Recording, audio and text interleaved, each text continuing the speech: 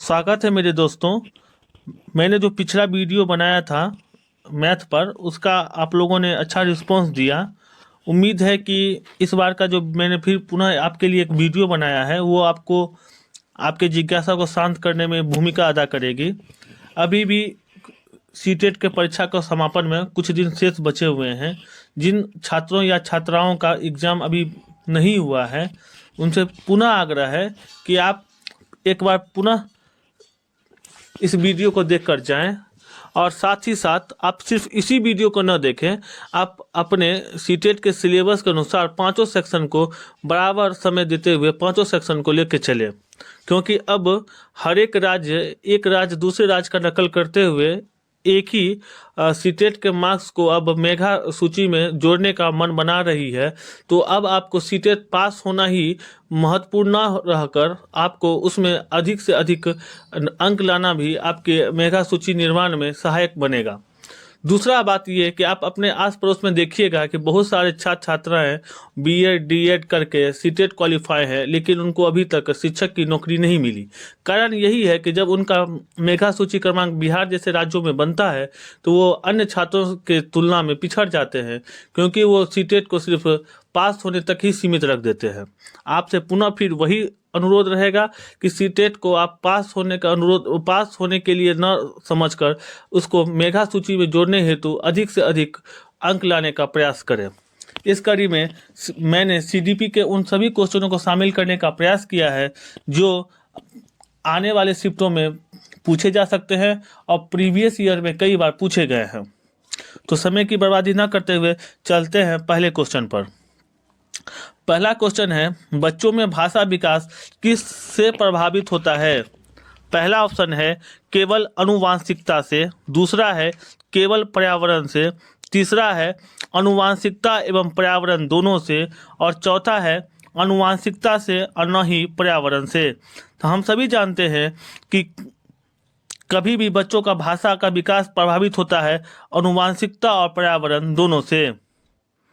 आपको ये भी ध्यान रखना होगा कि सारे क्वेश्चन आप यदि पढ़ के जाते हैं वही आपको मिलेगा, ऐसा नहीं है। आपको अपनी मानसिक क्षमता को उस स्तर पर ले जाना होगा ताकि जब आप परीक्षा हॉल में उस चेयर पर बैठे तो आपको ये अनुभव हो कि हम एक छात्र हैं और जो सवाल पूछा जा रहा है वो एक शिक्षक के रूप में पूछा जा रहा है। आपको जो सवाल का उत्तर देना है वो एक छात्र के रूप में देना है, न कि एक शिक्षक के रूप में। दूसरा क्वेश्चन है कि एक प्रगतिशील कक्षा क्या होता है? प्रगतिशील कक्षा में केवल एक मूक श्रवण को प्राथमिकता देता है। मूक श्रवण का मतलब जो बोल नहीं पाता है। अधिगमकर्ताओं की व्यक्तिगत विभिन्नताओं का सम्मान करता है, मतलब कि आपके अंदर जो विभिन्न प्रकार के क्वालिटी हैं उसका वो सम्मान करता है। अन्य उन्मुख होता है कि मतलब उसका प्राथमिकता सिर्फ आपको उच्च अंक लाना ही है। अधिगम के व्यवहारवादी सिद्धांतों पर निर्धारित होता है। नहीं, कभी भी एक प्रगतिशील कक्षा अधिगमकर्ताओं के व्यक्तिगत विभिन्नताओं का सम्मान करता है। तो इसका आंसर बी हो जाएगा। तीसरा क्वेश्चन है, लॉरेंस कोहलबर्ग के नैतिक विकास के सिद्धांत के अनुसार सजा टालने के लिए नियमों का पालन करना किस चरण को दर्शाता है? सवाल को एक बार फिर ध्यान से सुनिए, क्योंकि ये सवाल कई बार परीक्षा में रिपीट मोड में पूछे जा चुके हैं। लॉरेंस कोहलबर्ग के नैतिक विकास के सिद्धांत के अनुसार सजा टालने के लिए नियमों का पालन करना किस चरण को दर्शाता है? पहला प्रथा पूर्व चरण, दूसरा अमूर्त संक्रियात्मक चरण, तीसरा प्रथागत चरण और चौथा है उत्तर प्रथागत चरण। तो लॉरेंस कोहलबर्ग के अनुसार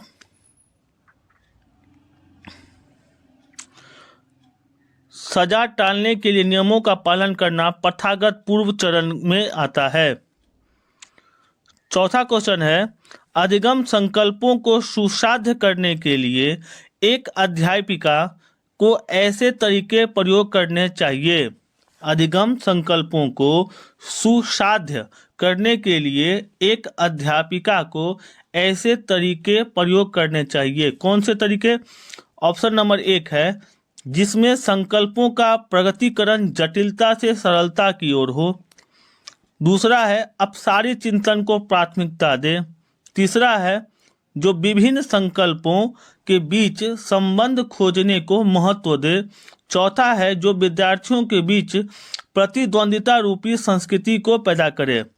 तो सरलता, कभी भी हम सरलता से जटिलता की ओर जाते हैं, न कि जटिलता से सरलता की ओर, तो ये तो होगा नहीं।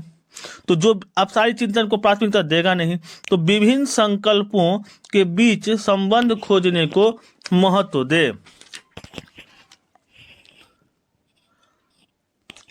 पांचवा क्वेश्चन है, लेव वाइगोत्स्की का सिद्धांत मुख्यतः व्याख्या करता है।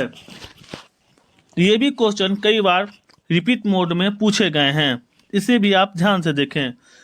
पहला है आनुवांशिकता के विकास पर प्रभाव की। दूसरा, संज्ञानात्मक विकास में सांस्कृतिक उपकरणों के योगदान की। तीसरा है समाजीकरण के जीव पारिस्थितिकी मॉडल की। तीसरा है अभिप्रेरणा पर आरोपण प्रतिरूप के प्रभाव की। तो लेव वाइगोत्स्की हमेशा संज्ञानात्मक विकास में सांस्कृतिक उपकरणों के योगदान की बात करते हैं।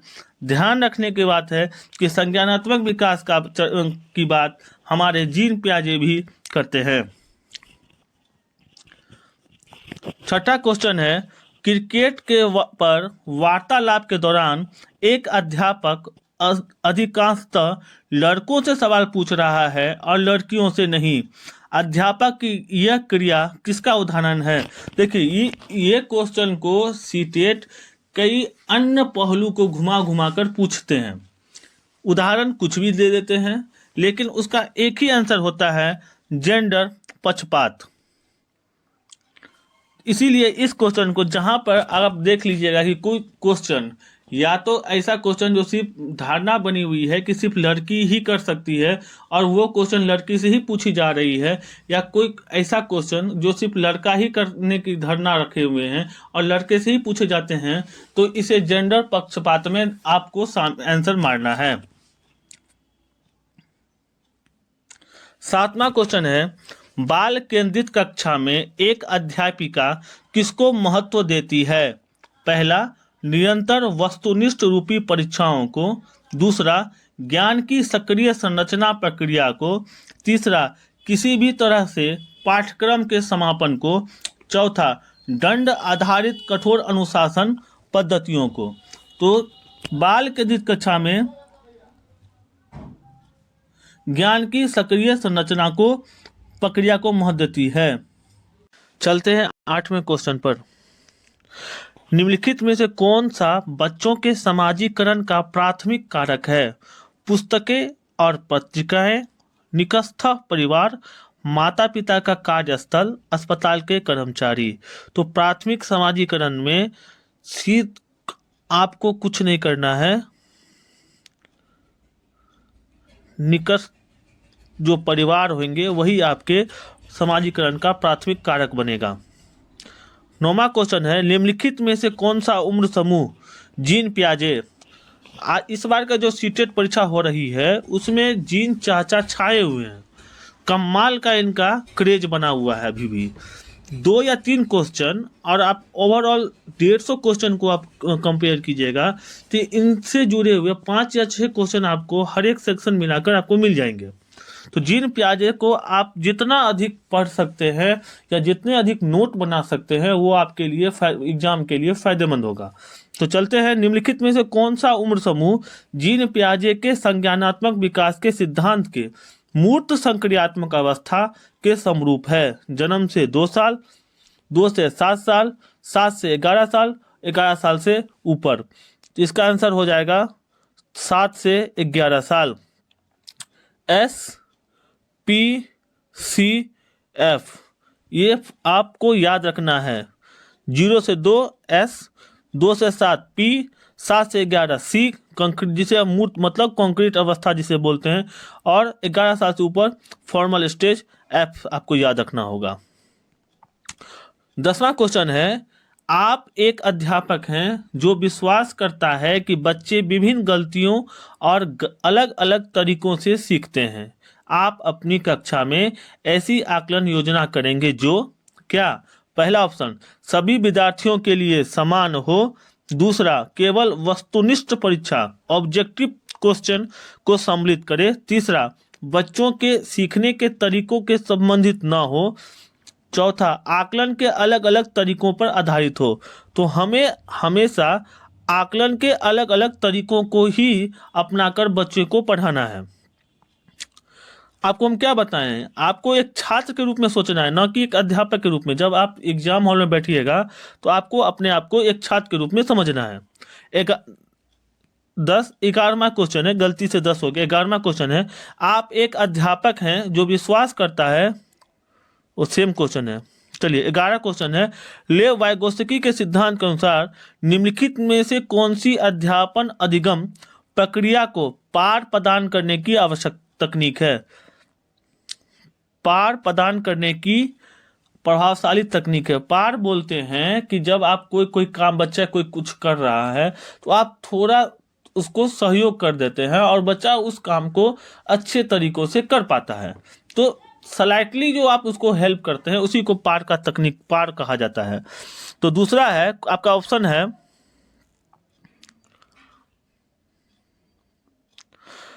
समस्या के समाधान हेतु स्थिर पद दर पद निर्देश देना। दूसरा है गलत जवाबों के ऊपर बच्चों को दंडित करना। तीसरा है समस्या को सुलझाने के दौरान यदि बच्चे किसी बिंदु पर अटक जाए तो समय, संकेत और इशारे देना। प्रक्रिया में अध्यापक का पूर्ण हस्तक्षेप। मैंने क्या बताया कि स्लाइटली आपको बच्चे को हेल्प करना है ताकि बच्चे अपने काम को अच्छे तरीके से समापन कर सके। तो समस्या सुलझा रहा है बच्चा, और बच्चा किसी बिंदु पर अटक गया है तो शिक्षक क्या करेंगे, या संकेत और इशारे देकर उस काम को सफलतापूर्वक संचालन करने का, समापन करने में सहयोग प्रदान करेंगे। इसका उत्तर हो जाएगा सी।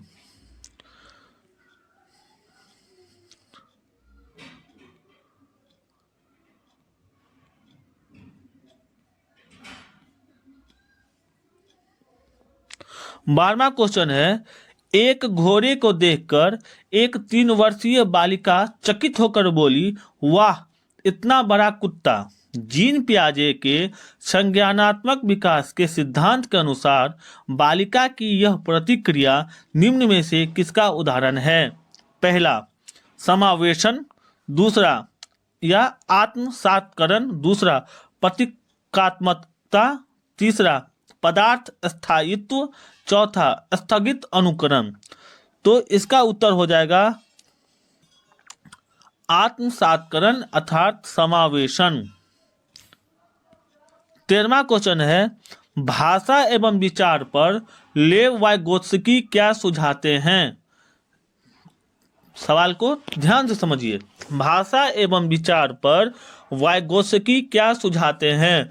भाषा संज्ञानात्मक विकास को निर्देशित करती है।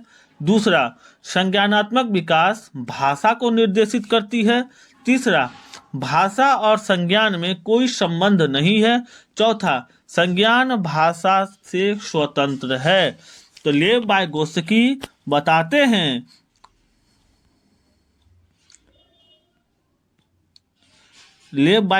बताते हैं कि भाषा संज्ञानात्मक विकास को निर्देशित करती है, इसीलिए हम पहला ऑप्शन के साथ चले जाएंगे। इसका उत्तर हो जाएगा ऑप्शन ए। 14वां क्वेश्चन है, बच्चों में सृजनात्मकता को किस प्रकार सुसाध्य किया जा सकता है? क्वेश्चन को ध्यान से समझिए। बच्चों में सृजनात्मकता को किस प्रकार सुसाध्य किया जा सकता है? पहला, अन्वेषण को प्रोत्साहित करके। दूसरा, अध्यापक केंद्रित शिक्षा शास्त्र द्वारा। लगातार अभ्यास को दोहराकर, केवल अनुकरण द्वारा। अध्यापक केंद्रित शिक्षा शास्त्र कभी नहीं होगा, कभी भी होगा तो छात्र केंद्रित शिक्षा शास्त्र होगा। लगातार अभ्यास ये चलेगा, दोहरा कर बार बार आप रिवीजन करवा रहे हैं ये नहीं चलेगा। अनुकरण आप नकल करवा रहे नहीं, अन्वेषण नए नए तरीकों को खोजकर, नए नए तरीकों से बच्चों को आप अपने क्लास को कंस्ट्रक्टिव सृजनात्मकता बना सकते हैं। 15 है, शिक्षा का अधिकार अधिनियम राइट टू एजुकेशन 2009 के अंतर्गत निजी विद्यालयों में आर्थिक रूप से कमजोर वर्ग के विद्यार्थियों के दाखिले हेतु सीटों के आरक्षण का प्रावधान है। इन छात्रों के सफल समावेशन हेतु एक अध्यापक को किस तरह के शिक्षा शास्त्र का प्रयोग करना चाहिए? पहला है भेदभावात्मक, दूसरा अलगावात्मक, तीसरा सम्यता पर आधारित या सम्यता आधारित, चौथा है समानता आधारित। तो हमेशा बच्चे किसी भी रूप में क्लास में आए उन पे हम सम्यता पर आधारित वर्ग का संचालन करेंगे। 16वां नंबर क्वेश्चन है, एक समावेशी कक्षा में सूचना को किस तरह से प्रस्तुत करना चाहिए? शाब्दिक रूप से सिर्फ बोलकर, दृश्य रूप से सिर्फ दिखाकर, मौखिक रूप से सिर्फ बोलकर। शाब्दिक रूप का यहाँ का अर्थ है सिर्फ लिखकर, और मौखिक रूप का अर्थ है सिर्फ आपने कोई सूचना है और आपने उसको क्या कह दिया, बोल दिया। बहुल रूप से तो हमेशा हमें सूचना अनेक अनेक तरीकों से बच्चों को बताना है, बहुल रूप से बताना है। 17वां क्वेश्चन नंबर है, शिक्षा की समकालीन नीतियों के अनुसार दिव्यांग बच्चों की शिक्षा के लिए कौन सा मॉडल सुझाया गया है? व्यावसायिक शिक्षा, दूसरा समावेशी शिक्षा, तीसरा अलगावी शिक्षा, चौथा सम्मिलित एकीकृत शिक्षा। देखिए बी और सी सही है, दोनों सही है, लेकिन यहाँ जो एकीकृत जोड़ दिया इसके कारण डी हो जाएगा गलत। मैंने आपको पहले भी बताया है कि क्लास में ना तो आपको जेंडर देखना है कि लड़का कौन है लड़की कौन है, दूसरा जाति धर्म से आपको ऊपर उठना है। आपको सिर्फ यही देखना है कि मेरे क्लास में सिर्फ छात्र या छात्राएं बैठे हैं। ये नहीं देखना आपको कि ये फलना जात की है, ये दिव्यांग है, ये ठीक है, ये अच्छा है, ये बुरा है। आपको समावेशी कक्षा का संचालन करना है। इसका उत्तर हो जाएगा बी। 18वां क्वेश्चन है, अधिगम प्रक्रिया के बारे में निम्नलिखित में से कौन सा कथन गलत है? पहला ऑप्शन, अधिगम एक नियंत्रण प्रक्रिया है। दूसरा, अधिगम प्रक्रिया में त्रुटियां और गलतियां अप्रासंगिक है। तीसरा, अधिगम व्यक्तिगत एवं पर्यावरण कारकों पर आधारित है। चौथा, अधिगम चक्रीय रूप से होता है, अनुरेखीय रूप से नहीं। इस बार का जो सीटेट का जो एग्जाम हो रहा है उसमें एक चीज और आप देखिएगा कि जो क्वेश्चन है उसमें सही ना पूछकर ज्यादातर क्वेश्चन पूछ रहा है कि कथन कौन सा गलत है। बच्चे सही याद करके जाते हैं, उन्हें लगता है कि सही क्वेश्चन पूछ रहा है, सेम टू सेम ऑप्शन मिलता है और वो मार के चले जाते हैं। आप पहले आंसर पढ़ने से पहले क्वेश्चन के बारीकी को समझिए कि क्वेश्चन आपसे कौन सा उत्तर ढूंढने को कह रहा है, सही वाला या गलत वाला, तब आप अपने अप्रोच को वहां पर दीजिए। दूसरी बात, सबसे बड़ी महत्वपूर्ण बात यह है कि जरूरी नहीं है कि आप जो पढ़ कर जाएं वही सेम टू सेम क्वेश्चन आपको एग्जाम में आ जाए। आपको वहां पर अपनी मानसिक क्षमता, तर्क क्षमता को उस स्तर तक ले जाना होगा जहां पर आप खुद सोच सकें कि अगर हम यदि क्लास छात्र होते तो हमारे लिए उपयुक्त इसमें से कौन सा उत्तर होता, और उसी हिसाब से आपको अपने जवाब को देना होगा। ये हमेशा रहेगा, इसमें कोई बदलाव कभी नहीं होने वाला। सीटेट का जो सिलेबस है वो एक लिमिटेड है, उससे बाहर आपको नहीं जाएगा। जब से ऑनलाइन मोड में एग्जाम स्टार्ट हुई है तो वह क्वेश्चन को क्या करता है, क्वेश्चन को वही रखता है, अपने मॉडल उत्तर को बदल देता है, मतलब कि उसको अल्टा पल्टी कर देता है कि अपोजिट इसका ये कर देता है, क्योंकि क्वेश्चन तो उसके पास है नहीं, क्वेश्चन तो लिमिटेड है, सिलेबस लिमिटेड है सीटेट का। तो आपको क्या करना है, आपको सिर्फ अपने मानसिक क्षमता को उस स्तर तक ले जाना है कि जब आप एग्जाम हॉल में कंप्यूटर के सामने बैठे हो तो आपको मेरे दिमाग में ये चलता रहे कि मैं एक छात्र हूं और मुझे एक छात्र की भांति इस प्रश्न का अप्रोच करना है और इस प्रश्न में से उस उत्तर को चुनना है जो सबसे उपयुक्त हो। तो अधिगम एक नियंत्रण प्रक्रिया है। दूसरा, अधिगम प्रक्रिया में त्रुटियां और गलतियां अप्रासंगिक है। तीसरा, अधिगम व्यक्ति एवं पर्यावरण कारकों पर आधारित है। तीसरा, अधिगम चक्रीय रूप से होता है, अनुरेखीय रूप से नहीं। तो निम्नलिखित में से कौन सा कथन गलत है? तो इसका जो कथन गलत है वो हो जाएगा आपका अधिगम प्रक्रिया में त्रुटियां और गलतियां अप्रासंगिक है। नहीं है, अधिगम में त्रुटियां और गलतियां प्रासंगिक होती हैं। 19 नंबर क्वेश्चन में चलते हैं। बच्चों को बारंबार यह बोलने से कि वह अधिगम के लिए योग्य नहीं है किस संभावना को बढ़ावा देता है? पहला, बच्चे अधिगम के प्रति अनुप्रेरित हो जाएगा। दूसरा, अधिगम की गति में तेजी आ जाएगी। तीसरा, बच्चा अधिगम के प्रति अभिप्रेरित हो जाएगा। चौथा, बच्चे के अधिगम पर कोई प्रभाव नहीं पड़ेगा। आप किसी बच्चे को बार बार बोलेंगे तुमसे नहीं होगा, ये काम तुमसे नहीं होगा, नहीं होगा, तो बच्चे का क्या होगा? मनोबल टूटेगा। बच्चे अधिगम के प्रति अनुप्रेरित मतलब उनसे उसको क्या आने लगेगा? घृणा आने लगेगा, उसका हिम्मत टूटता जवाब दे देगा। 20 है, समस्या समाधान कौशल को किस प्रकार बढ़ाया जा सकता है? सवाल को ध्यान से सुनिए। समस्या समाधान कौशल को किस प्रकार बढ़ाया जा सकता है? उपकरणों या सामग्रियों के परंपरागत प्रयोग पर ध्यान देकर। दूसरा, समस्याओं को मानक प्रारूपों में प्रस्तुत करके। तीसरा, समाधान के वैकल्पिक तरीकों को मानकर। चौथा, यथावत याद करके। तो समस्या समाधान कौशल को आप तभी बढ़ा सकते हैं जब आप समाधान के लिए वैकल्पिक तरीकों को अपनाना शुरू करते हैं।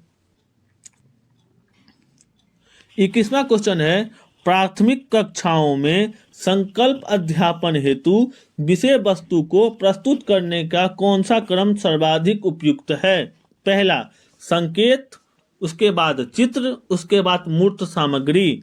दूसरा, चित्र संकेत, तीसरा मूर्त सामग्री। चौथा, संकेत मूर्त सामग्री या फिर चित्र। चौथा, मूर्त सामग्री, चित्र और संकेत।